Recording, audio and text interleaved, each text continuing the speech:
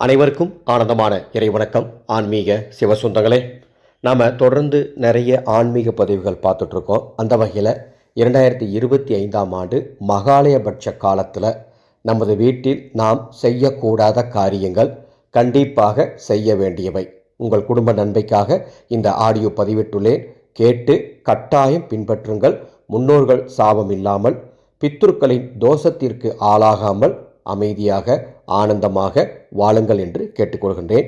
ஓர் அறிவிப்பு: 7/9/2025 சந்திர கிரகணம்.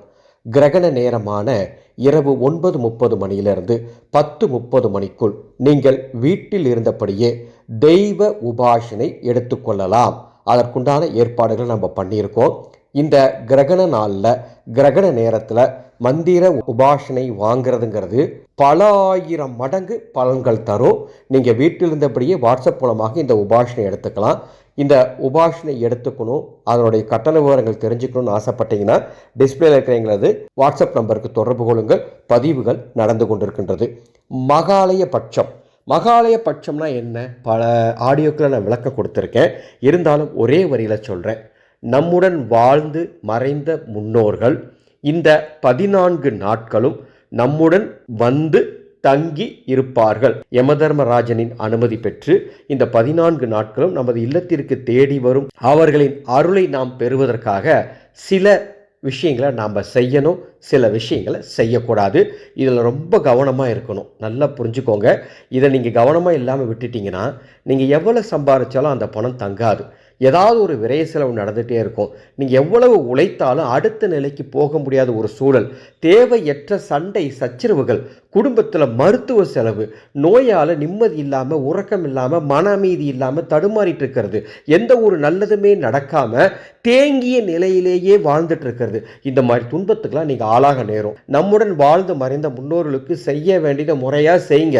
உங்களுக்கு 1000 வேலைகள் இருந்தாலும் நீங்கள் இதை முறைப்படி கடைபிடித்தால்தான் அடுத்த தலைமுறைக்கும் புண்ணியம் சேரும். இதை நீங்கள் கொஞ்சம் கவனத்தில் வச்சுக்கோங்க. மகாலயபட்சம் எப்போ ஆரம்பிக்குது? 8/9/2025 முதல் 21/9/2025 வரை இருக்கக்கூடிய காலத்தை தான் மகாலயபட்ச காலம்னு சொல்கிறாங்க. 21ஆம் தேதி மகாலய அமாவாசை. இந்த நாட்களில் நீங்கள் செய்யக்கூடாதது அசைவத்தை தவிர்க்க வேண்டும்.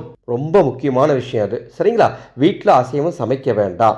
அடுத்தது, தாம்பத்தியத்தில் ஈடுபடாமல் இருப்பது குடும்பத்திற்கு நல்லது.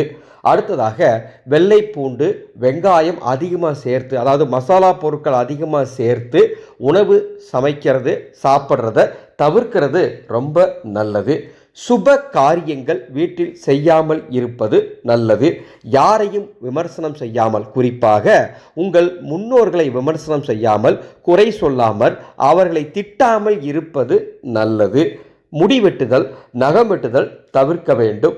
கேளிக்கை நிகழ்ச்சிகளில், அதாவது பார்ட்டி போன்ற கேளிக்கை நிகழ்ச்சிகளில் ஈடுபடுவதை தவிர்க்க வேண்டும். வீண் விவாதங்கள், தேவையற்ற சண்டை, அழுகை ஆகியவற்றை தவிர்க்க வேண்டும்.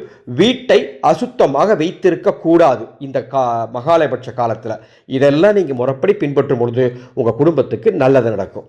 சரி, செய்ய வேண்டியது என்ன? கட்டாயம் நீங்கள் செய்ய வேண்டியது, மகாலயபட்ச காலத்தில் உங்கள் முன்னோர்களுக்கு தீபம் ஏற்றி வழிபாடு செய்வது.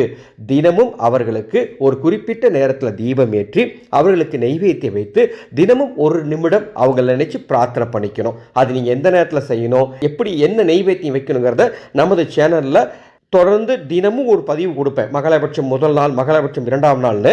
எனவே சேனல் நீங்கள் சப்ஸ்கிரைப் பண்ணிக்கோங்க, தொடர்ந்து சேனலை பாருங்கள். அதே மாதிரி தினமும் காகத்துக்கு உணவு வச்சுட்டு சாப்பிடுங்க. அது ரொம்ப ரொம்ப முக்கியம். ரொம்ப முக்கியமான விஷயம், தினமும் ஒரு 3 பேருக்காவது அன்னதானம் பண்ணுங்க. மகாலயபட்ச காலத்தில் அன்னதானம் பண்ணுறதுங்கிறது உங்கள் குடும்பத்துக்கு ரொம்ப நல்லது. அடுத்த தலைமுறை வரைக்கும் புண்ணியம் சேரும். மகாலயபட்ச காலத்தில் மனதை அமைதியாக வச்சுக்கோங்க. முடிஞ்சால் தினமும் ஒரு 10 நிமிடம் தியானத்தில் ஈடுபடுங்க. அது உங்கள் மன வலிமையை அதிகரிக்கும். இந்த ஆடியோவில் அடியேன் சொல்லியுள்ள செய்ய வேண்டியவை, செய்யக்கூடாதவையை சரியாக பின்பற்ற வேண்டும். பின்பற்றி முன்னோர்களின் அருளை பெற வேண்டும் என்று அன்போடு கேட்டுக்கிறேன். மகாலயபட்ச காலத்தில் நமது அன்னசேவா குழு ஒவ்வொரு நாளும் மிக சிறப்பாக உணவு தானம் செய்ய போகிறோம். முடிந்தால் அதற்கு உதவிகள் செய்யுங்க. முன்னோர்கள் அருள் கிடைக்கும். அன்பு சொந்தங்களே, ரொம்ப முக்கியமான ஒரு நாள் இந்த மாதம் 21ஆம் தேதி புரட்டாசி அமாவாசை, அதான் மகாலய அமாவாசைன்னு சொல்லுவாங்க.